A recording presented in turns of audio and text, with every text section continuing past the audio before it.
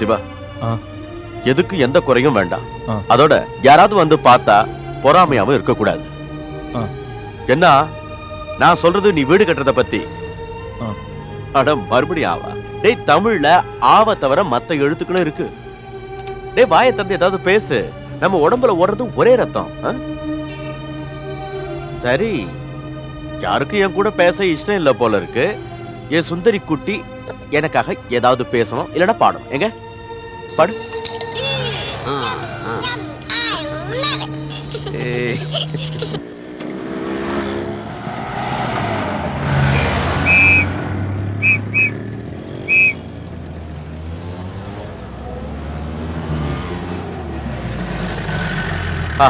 Traffic ஜாமா? இன்னைக்கு தான் இதுக்கு விடுவி காலமோ? ஃப்ளைட்டு போயிடும்.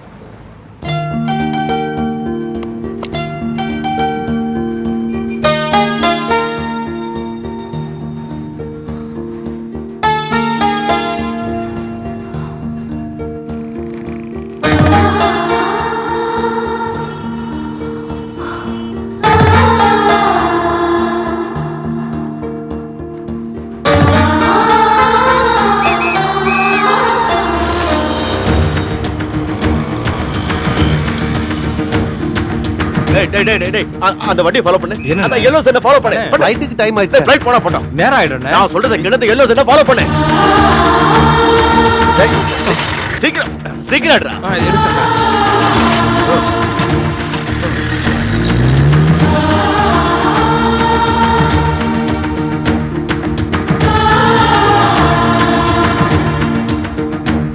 என்னடா புரிஞ்சிக்கிட்டே போற? சீக்கிரமா போ.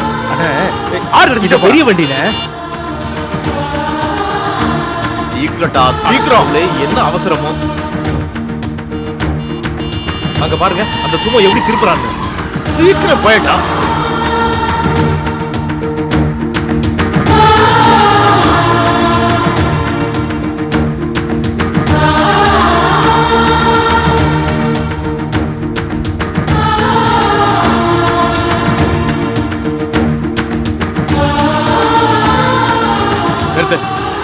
நிறுத்துறா. போயிட்டா. எனக்கு நல்லா தெரியும் அவ போயிடுவான்னு. அண்ணா, யார் அது? பேச வேண்டாம். சொன்ன கருத்தை ஒழுங்கா செய்ய வேண்டாம். வண்டி பெருசா இருக்கு, அது சிறுசா இருக்குன்னு சொல்லி அது மேல பழிய போடுறேன். இப்ப போயிட்டால, எல்லாத்தையும் தொலைச்சிட்டு நிக்கிறேன். இல்ல, அவர் மேக்ஸிமம் ஸ்பீட்ல தான். மேக்ஸிமம் மினிமம் இறக்காது. வேண்டாம். கடைசியில எல்லாத்தையும் தொலைச்சிட்டோம். ரிலீஸ். ஓகே, இந்தா இந்தா. அப்பாடா, என்னோட வாழ்க்கையில இது வரைக்கும் அண்ணனை நான் இந்த மாதிரி பார்த்ததே இல்லை. நானும் தான். இவ்ளோ டிராபிக் இடையில ஒரு சின்ன வண்டிய நம்மள மாதிரி பெரிய வண்டியில போய் எப்படி ஃபாலோ பண்ணி பிடிக்க முடியும்? வண்டியில இருக்கிற மொத்த கேரியம் போட்டாச்சு. என்ன பிரயோஜனம்? அவரு திட்டாத திட்டு இல்ல. சோறு போட்டேன், வளர்த்தேன், அப்படி இப்படின்னு ஒரே திட்டு தான். அது சரி, அவ்வளவு டென்ஷனா இருந்தப்ப கூட உங்ககிட்ட உண்மையை சொல்லிருக்காரு. நல்ல வேளை நீ அந்த வண்டியில இருந்திருந்தா அந்த உண்மையை கூட அவன் சொல்லிருக்க மாட்டான். டேய் சிவா, அந்த காருக்குள்ள வேற யாரையாவது பாத்தியா? எங்க பாக்குறது? நாங்க அந்த காரையே ஒரு தடவை தானே பார்த்தோம். எனக்கு இதுல இருந்து ஒரு விஷயம் நல்லா புரியுது. இந்த குடும்பத்துக்கான டர்னிங் பாயிண்ட் அந்த காருக்குள்ள இருந்த ஒண்ணுதான். அத நீ கெடுத்துட்ட. அதனாலதான் மச்சான் ஷார்ட் கட்ல போயிட்டான்னு சொல்லிட்டாரு. இதுவே நான் கார் ஓட்டி இருந்தானா பிடிச்சிருப்பேன். எதை பிடிச்சிருப்ப? ஃளைட்ட தான்.